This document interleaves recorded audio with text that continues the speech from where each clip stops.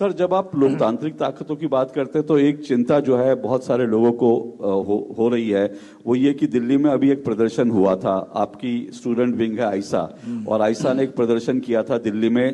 17 साल पहले एक एनकाउंटर हुआ था, बाटला हाउस एनकाउंटर, बड़ा विवादित रहा था। उसमें जो आतंकवादी इंडियन मुजाहिदीन के मारे गए हम थे, वही कह रहे हैं कि उनके लिए आपकी आयशा जो प्रदर्शन कर रही थी, आपने एक शब्द व्यवहार किया, बड़े विवादित था। तो बड़े विवादित था, तो आज भी हमारे लिए विवादित है। आप जिनको आतंकवादी मान लेते हैं कि आतंकवादी की हत्या हो गई, हम मान लीजिए लोग कहेंगे कि नहीं, अगर कोई कहेगा कि फर्जी मुठभेड़ था, एक छात्र की हत्या हुई, नौजवान की हत्या हुई, कुछ लोगों के लिए हो सकता है कि बाबरी मस्जिद को गिरा देना ये बिल्कुल सही काम हुआ, हमारे लिए नहीं है, वो सही काम नहीं हुआ। तो इसके लिए लोग बोलेंगे कि इस पे लोग बोलते रहेंगे इस देश के अंदर। इससे कोई कोर्ट में गया, उसमें अदालतों होगा तो कोर्ट ने तो कह दिया।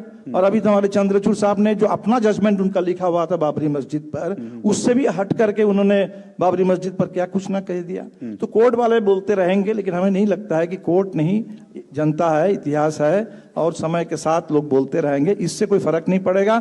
ये बात जान लीजिए कि हिंदुस्तान में आज जो भी बिखराव की ताकतें हैं, देश अगर टूटेगा तो इसी पर टूटेगा कि इस देश में कोई किसी एक धर्म का बोलबाला स्थापित करने की कोशिश करेगा तो देश टूटेगा। जिस आधार पर पाकिस्तान टूटा, बांग्लादेश अलग हुआ, अगर हिंदुस्तान में किसी एक भाषा को, किसी एक धर्म को, किसी एक जाति को, किसी एक विचार को थोपने की कोशिश होगी तो देश कमजोर हो जाएगा, टूटेगा। और हम इसके खिलाफ इस देश में व्यापकता, विविधता, उसको लेकर के सबकी बराबरी, किसी के साथ भेदभाव नहीं, इसी के आधार पर देश को एकता रखें।